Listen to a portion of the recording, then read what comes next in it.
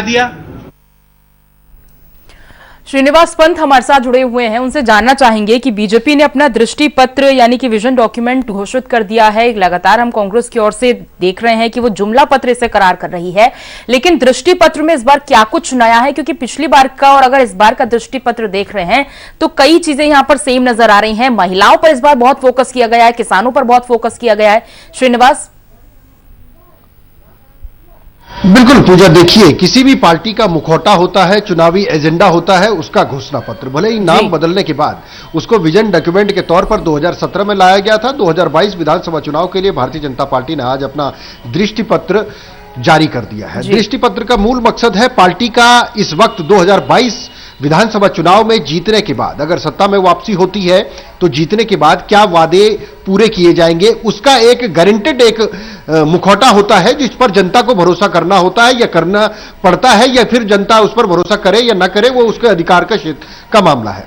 लेकिन जिस प्रकार से भारतीय जनता पार्टी ने कहा है कि जो अवैध भूमि पर कब्जे हो रहे हैं, जो अवैध कब्जे भूमि पर किए जा रहे हैं, उन पर नकेल डालने का काम किया जाएगा, सलाखों के पीछे उन्हें ले जाया जाएगा। भूमि में जो माफियाओं की माफियागिरी लगातार फलती फूलती जा रही थी, गाहे बगाहे इसके आरोप और प्रत्यारोप में भी राजनीतिक दल एक दूसरे पर छींटाकसी करते थे, इसको प्रमुख मुद्दा रखा गया है। महिलाओं को क्योंकि 3 गैस सिलेंडर मुफ्त दिए जाएंगे साल भर में, ये गैस सिलेंडर से ये बीपीएल के परिवार होंगे जिनको 3 मुफ्त गैस सिलेंडर दिए जाएंगे, ताकि महंगाई को नियंत्रित करने में एक महत्वपूर्ण भूमिका निभाई जा सके, क्योंकि महंगाई के कारण महिलाओं के किचन पर फर्क पड़ता है।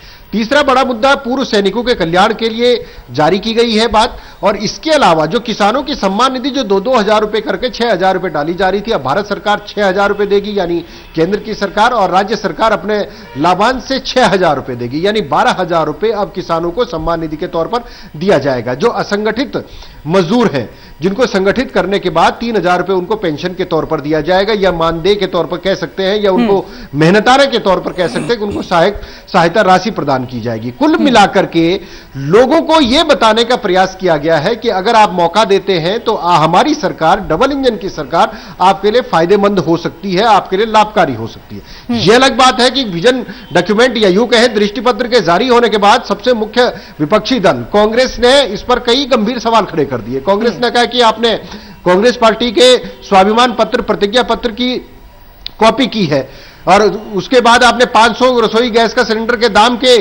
तोड़ के रूप में आप उसमें बकायदा लोगों को 3 मुफ्त रसोई गैस का सिलेंडर महिलाओं को, बीपीएल परिवार को देने का वादा आपने किया। ये कांग्रेस की कॉपी है। इसके अलावा कहा कि 2017 में जो बातें की गई थी वही की गई है, लेकिन सबसे बड़ी बात पूजा, इसमें लोकायुक्त का कहीं कोई जिक्र नहीं है, जबकि पिछली बार सरकार बनने के बाद महज 100 दिन में लोकायुक्त के गठन की बात भारतीय जनता पार्टी ने कही थी, लेकिन इस बार लोकायुक्त की कोई बात इस एजेंडे में नहीं रखी गई है। इस पर भी कांग्रेस ने सवाल खड़ा किया।